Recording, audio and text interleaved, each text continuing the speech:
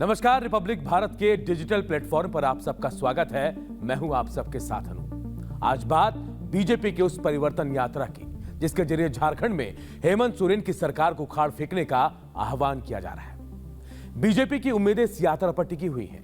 केंद्रीय गृह मंत्री अमित शाह, मुख्यमंत्री हेमंत सोरेन के गढ़ माने जाने वाले संथाल के इलाके में बीजेपी की परिवर्तन यात्रा का उन्होंने आगाज कर दिया है। भाजपा संथाल परगना और धनबाद प्रमंडल में खास फोकस कर रही है। ऐसे में सवाल है कि आखिर परिवर्तन यात्रा का शुरुआत के लिए झारखंड के साहिबगंज को अमित शाह ने आखिर क्यों चुना?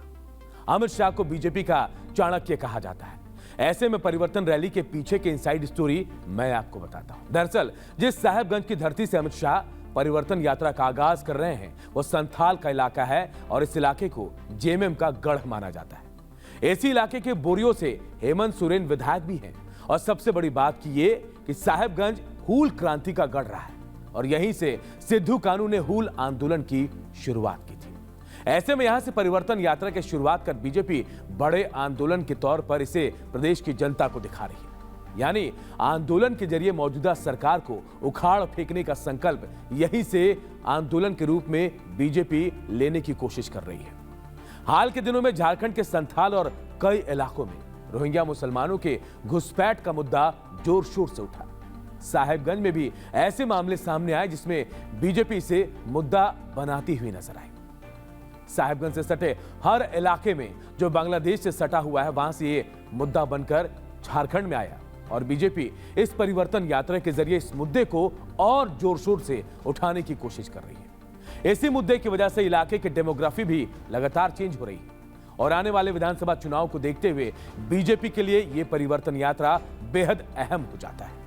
बीजेपी इसे पूरी तरह से हाई प्रोफाइल बना रही है और यही वजह है कि अमित शाह के बाद राजनाथ सिंह, नितिन गडकरी, स्मृति ईरानी, योगी आदित्यनाथ, मोहन यादव, हेमंता बिस्वा शर्मा जैसे दिग्गज बीजेपी के नेता झारखंड में इस यात्रा के जरिए हेमंत सरकार पर निशाना भी साधते नजर आए।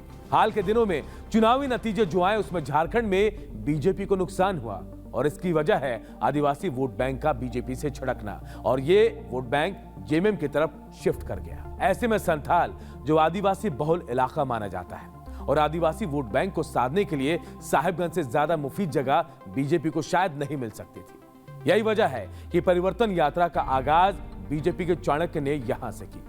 अब इस परिवर्तन यात्रा का फायदा बीजेपी को कितना मिलता है ये तो चुनावी नतीजों से ही साफ हो पाएगा। फिलहाल आज के लिए इतना ही, लेकिन और बाकी खबरों के लिए जुड़े रहिए रिपब्लिक भारत के साथ।